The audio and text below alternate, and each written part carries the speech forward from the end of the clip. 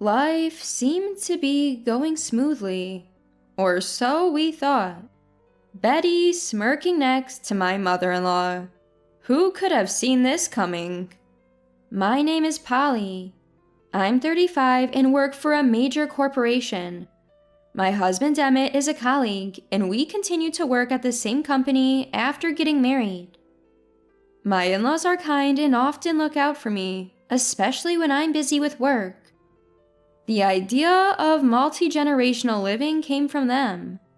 Apparently, they had planned to give the land to Emmett, but we decided to build a new house on the property to avoid stepping on each other's toes. I was grateful for the suggestion and agreed to the multi-generational living arrangement.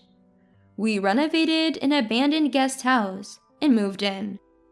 Both of us had good jobs, so we have plenty of savings. We incorporated all of our wishes into the renovation. The guest house was old but had a good design, so we mostly just reinforced it. My in-laws were pleased with the outcome. After moving in, we'd enjoy tea together on weekends. Then, suddenly, my father-in-law collapsed. I heard he was rushed to the hospital, so I left work early. When I arrived, he was hooked up to numerous tubes. Dad, hang in there. Wake up. In the hospital room, Emmett, who had arrived before me, was desperately talking to his father. Both my mother-in-law and Leroy's family had arrived, and the room was filled with Emmett's cries and the sound of the heart monitor. A doctor came in and explained my father-in-law's condition. According to the doctor, he had suffered a stroke. He was in critical condition, on the brink of death, but they arranged for a transfer to a larger hospital.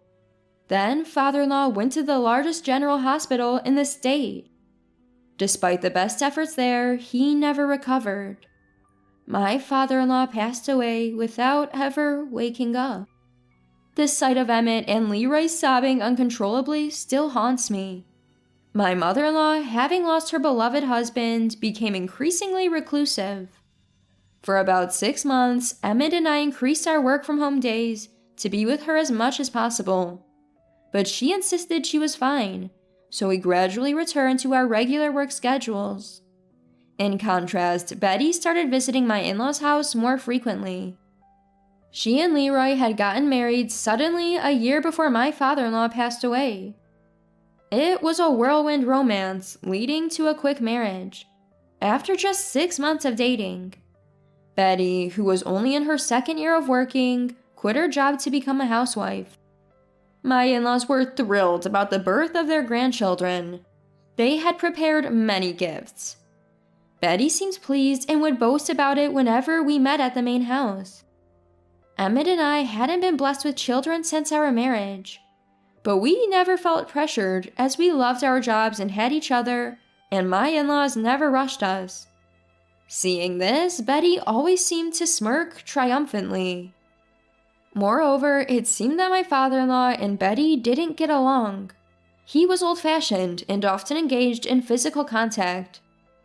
It was usually innocent, like patting on the back or stroking the head, which I found comforting, but Betty seemed to feel differently. So, Betty avoided coming to my in-laws' house because she didn't like my father-in-law, and when she did come, she was cold to him. At first, my father-in-law would show up to see the grandkids, but he seemed to grow tired of her attitude.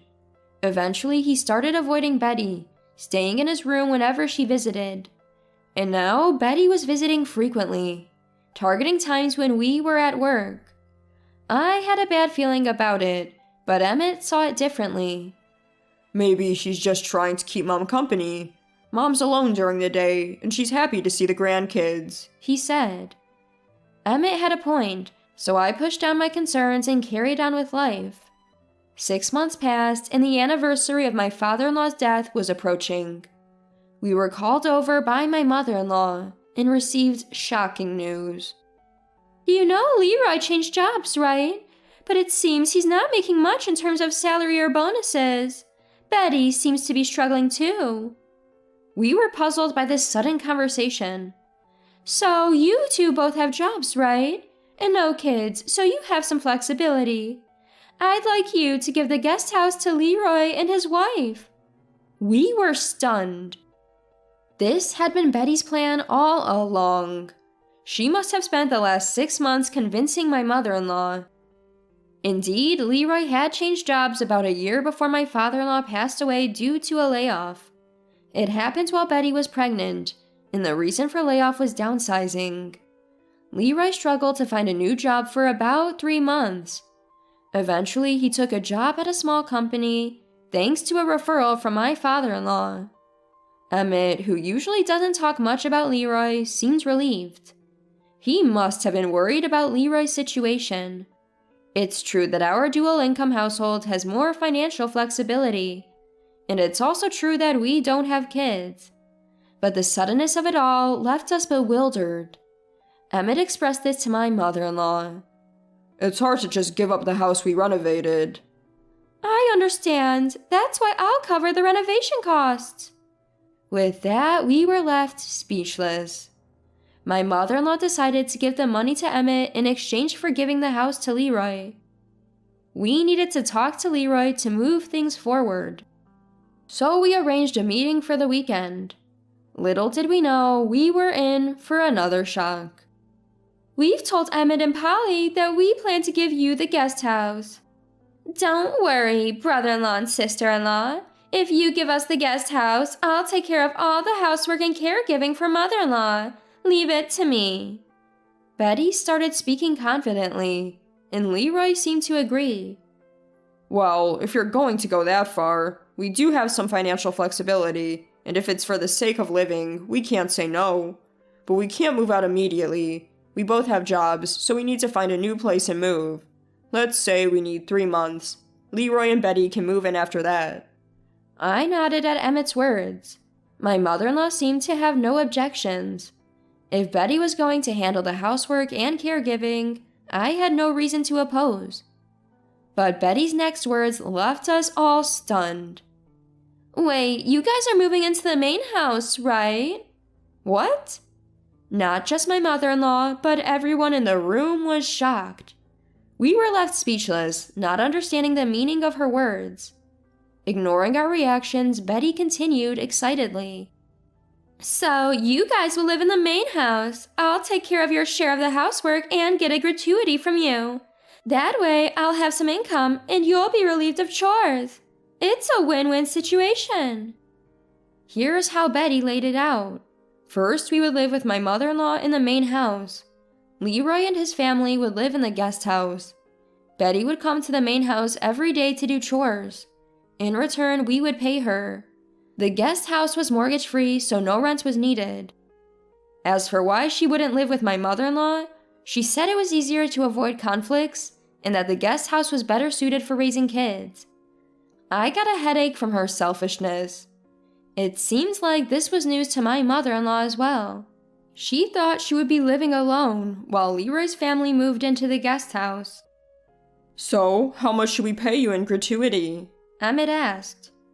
"I knew you'd understand. You don't have to pay much since we're family. Maybe around $2,500. That should be enough. You guys get to relax. Mother-in-law gets to see the grandkids every day, and our lives get easier. Everything is settled. Isn't it perfect?" I couldn't understand why we should pay $2,500. Emmett was visibly shaking with anger. Leroy seemed surprised too. "Wait a minute, I didn't know about this gratuity thing," he said. "What? Really? But we're talking about it now, so it's okay, right?" Betty answered, looking puzzled. Leroy sighed but didn't press the issue, suggesting he wasn't entirely against the idea. "Perfect, huh? Perfectly stupid," Emmett said, making Betty's face tense up. Emmett continued talking. "Why should we not only give up the guest house, but also pay $2,500 a month? And since when is that a family rate?" Tears welled up in Betty's eyes. She muttered something and then responded, crying. "Why can't you understand? Everyone benefits. Mother-in-law won't be lonely and you guys get to relax. I can't work outside because I have a baby, and this baby is the only one in this family. Aren't babies supposed to be raised by everyone?" Put the baby aside. You could use daycare, Emmett said. Betty burst into tears, her shrill voice filling the room. Why would you say that? I can't send my son to such a barbaric place. What's wrong with wanting to be with him until he's old enough for preschool? Betty started sobbing like a child.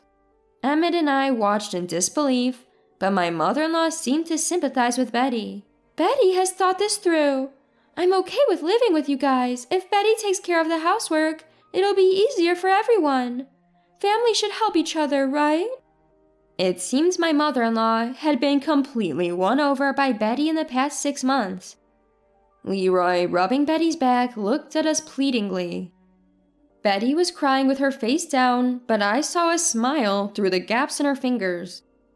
Men don't understand the hardships of housework, but you get it, right? It'll be easier and cheaper for everyone, Betty said, looking at me. I responded with a smile. Yes, I agree with Emmett. Did you know? Housework for 2 people isn't that big of a deal. And $2,500, no offense, but I don't think your housework is worth that much. She seemed to have not expected a refusal. Betty stared at me, dumbfounded. Emmett sighed deeply and said to the 3 of them, Fine, we'll move out of the guest house, but we're not moving into the main house. Do whatever you want with the guest house after we leave. You don't have to return the renovation costs. But from now on, no financial support. Figure it out yourselves. Emmett left the room after saying that. I followed him, saying my goodbyes. Polly, I'm sorry for the trouble. About the renovation costs, too. Don't worry about it. Let's just find a new place and move out. We went straight to a real estate broker and started looking for a new home. Fortunately, we found a great place to live within a week. It's a luxury condominium with strict approval criteria. But after the real estate broker learned where we worked, he recommended we apply. We passed with flying colors and could move in a month. Leroy's family moved into the guest house after we left. But even with Leroy's income and mother-in-law's pension, they were struggling financially. As for Betty, she only did housework in the main house for about a month. After that, she left her child with someone else and went out, not even taking care of her own home. When we heard Betty's itemized $2,500 bill, by the way, we had a good laugh.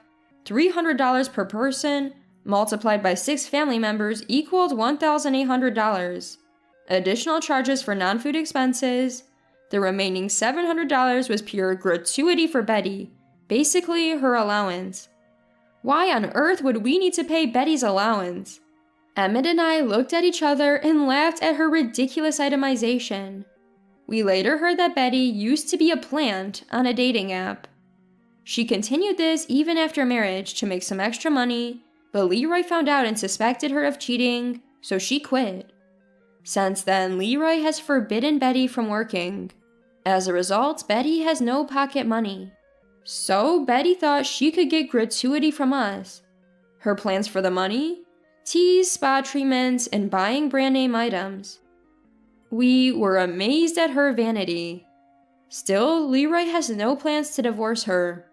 We decided that after moving, we would only visit for New Year's celebrations and father-in-law's death anniversary. She sometimes hints at living together, but Emmett and I both brilliantly ignore it. Mother-in-law doesn't push too hard, perhaps sensing the awkwardness. In our new home, we decided to upgrade all our appliances.